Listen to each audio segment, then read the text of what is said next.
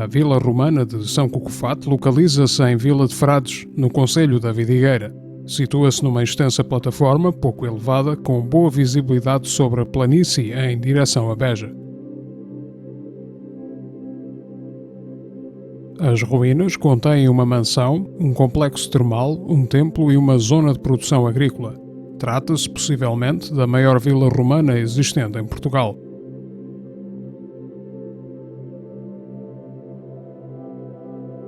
Este sítio foi inicialmente escavado em 1970 por Dom Fernando de Almeida, na altura diretor do Museu Nacional de Arqueologia, que publicou uma primeira planta geral da vila.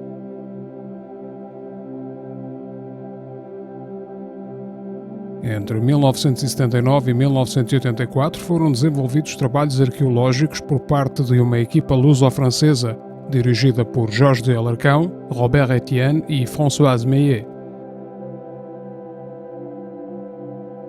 Todos estes trabalhos permitiram identificar várias fases de construção e ocupação, cronologicamente balizadas entre o século I d.C. e os séculos V a VI d.C. Adicionalmente, existem também no local vestígios de um mosteiro medieval, séculos XIII-XIV, com reutilizações na época moderna, séculos XV a XVII.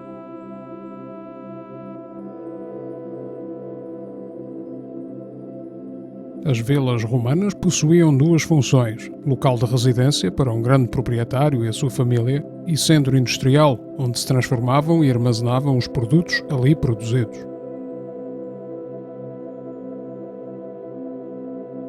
As vilas eram habitualmente divididas em duas zonas principais: a pars urbana, onde viviam os proprietários, e a pars rústica, onde viviam e trabalhavam os servos e se armazenavam os produtos. Em São Cucufate, a pars urbana ficava no primeiro andar, sendo que os criptopórticos foram instalados acima do solo, de forma a permitir uma maior visibilidade sobre os terrenos em redor. O edifício desenvolveu-se em 3 fases de construção, sendo que aqui é visível o aparelho construtivo da terceira fase, utilizando fiadas alternadas de tijolos e de alvenaria de xisto.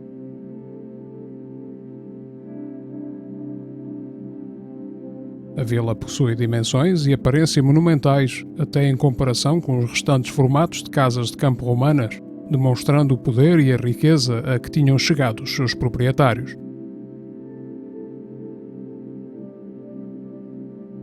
A casa principal apresentava uma planta alongada, em forma de U, constituída pelo corpo central e por 2 laterais salientes em relação ao central.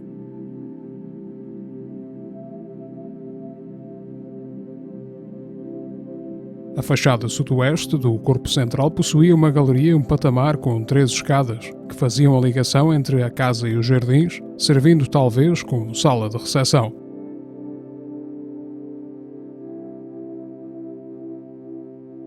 O andar superior possuía originalmente extensas varandas ao longo das fachadas frontal e posterior. Nas traseiras, a varanda era suportada por um conjunto de arcos de volta inteira.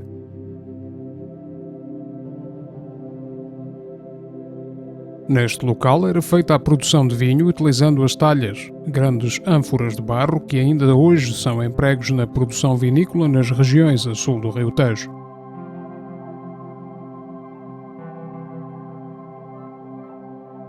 No piso térreo da vila foram instalados, em momentos distintos, 2 mosteiros e as suas respectivas igrejas, aproveitando os antigos materiais e as estruturas romanas.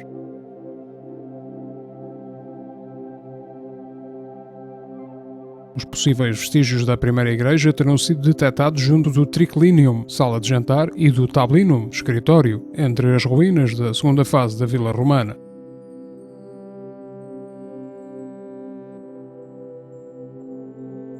Esta igreja tinha uma cabeceira com um arco quase em ferradura, estando o corpo dividido em 2 partes, o coro com 2 bancos laterais e a nave com capacidade para cerca de 50 pessoas em pé. A segunda igreja foi instalada na secção noroeste da antiga vila, apresentando uma construção muito simples, com um só corpo de planta retangular e com uma abóbada em forma de concha.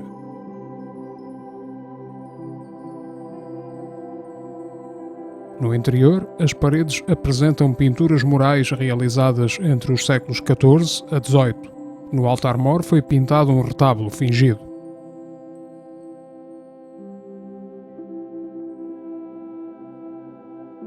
Essa pintura terá sido executada pelo artista eburense José de Escovar, que trabalhou em diversas igrejas do Alentejo entre 1585 e 1622.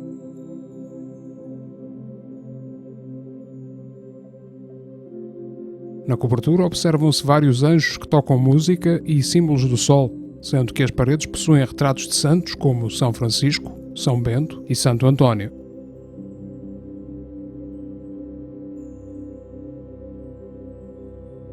No piso térreo da vila romana, que correspondia à já mencionada pars rústica, foram encontradas diversas estruturas ligadas à produção agrícola.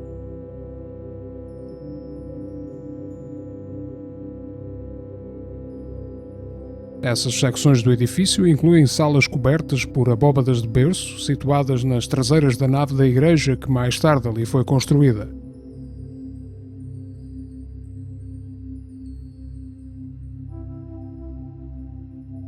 Tais compartimentos poderão ter sido utilizados para o armazenamento do vinho e azeite produzidos nos terrenos circundantes, que eram depois armazenados em grandes talhas de barro.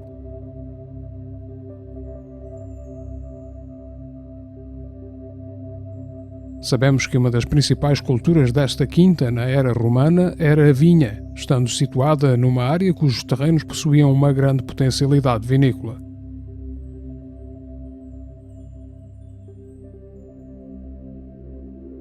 Na zona foi descoberta pelos arqueólogos uma olaria e um lagar de vinho, que foi originalmente identificado, erradamente, como sendo de azeite.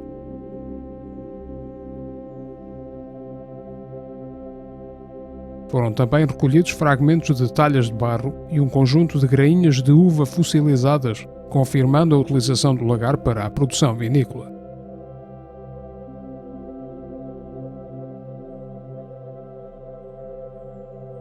Descobriram-se ainda 2 pesos de lagar, que apresentavam uma perfuração central, e 2 pontos de encastramento laterais com uma forma trapezoidal, semelhantes a outros descobertos perto de Badajoz.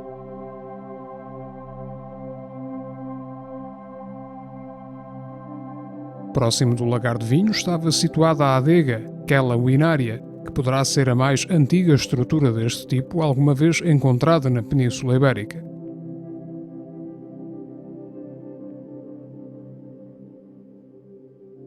Identificaram-se também 2 palheiros, estruturas de piso elevado para o armazenamento de cereais que se situam uma em local isolado e outra perto da mansão.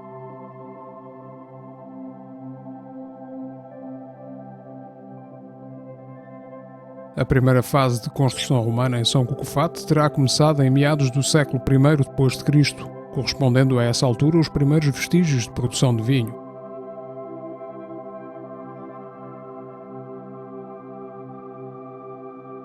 A vila original era de pequenas dimensões, embora já estivesse equipada com um complexo termal que se manteve em utilização até ao final da ocupação romana.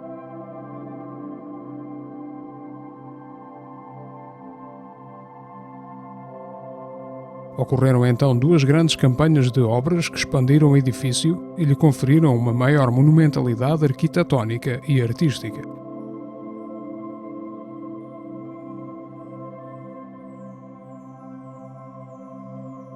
A segunda fase iniciou-se no século II d.C., correspondendo a uma renovação da estrutura residencial, mas ainda organizada tradicionalmente em redor de pátios centrais.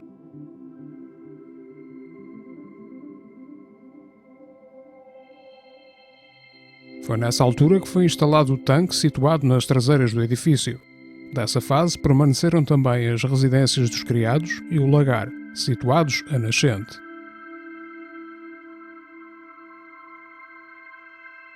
A terceira fase de obras, ocorrida no século IV d.C., modificou completamente a estrutura da mansão, potenciando a ligação entre os compartimentos da casa e o exterior.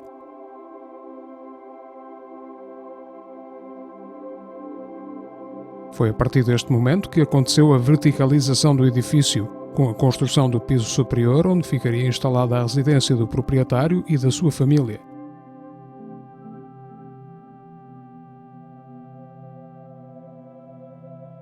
O complexo termal da Vila Romana era situado dentro da área da mansão e contava com áreas comuns típicas de uma estrutura de banhos deste tipo.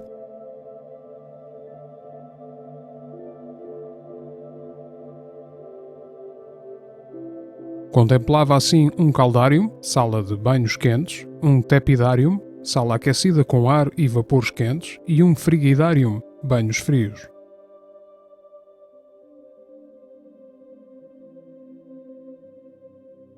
Existem ainda vestígios de um segundo conjunto termal, cujas obras nunca chegaram a ser concluídas, pois foi iniciada a construção da grande sala central da mansão.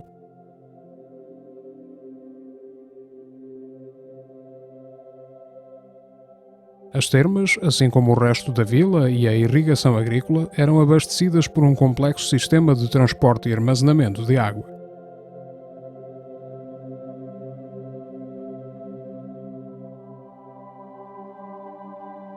Anexo à fachada posterior da mansão situava-se um tanque de grandes dimensões, com 35 por 10 metros, que era abastecido por um aqueduto que corria a partir de norte.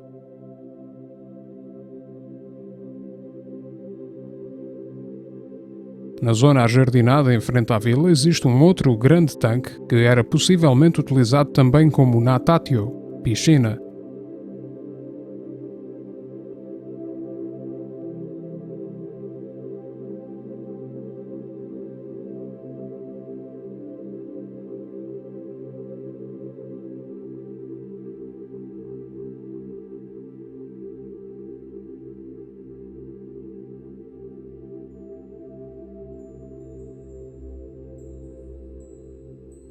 A sul da Vila Romana situa-se o templo, dedicado a divindades desconhecidas e que apresenta uma planta aproximadamente quadrada.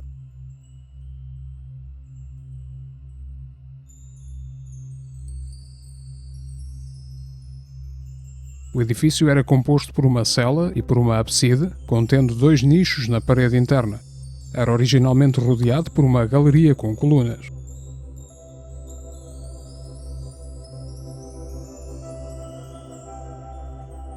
Apresenta várias semelhanças com outros locais de culto romanos situados na região sul de Portugal, particularmente com os de Milreu e de Quinta do Marim.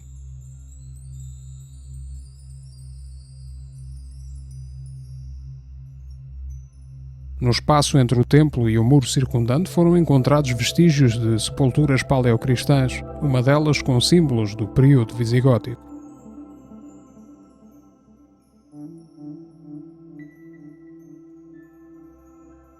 As sepulturas apresentavam uma planta retangular, tendo sido construídas recorrendo ao aproveitamento de antigos materiais de construção romanos.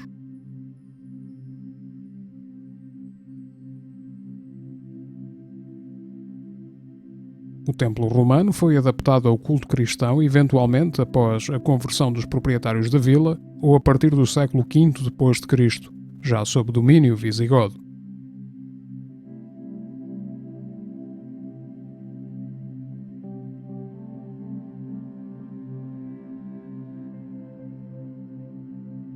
Muito obrigado por ter vindo conosco à descoberta de Portugal. Se gostou do vídeo, por favor clique em gosto e subscreva o canal para acompanhar as nossas novidades.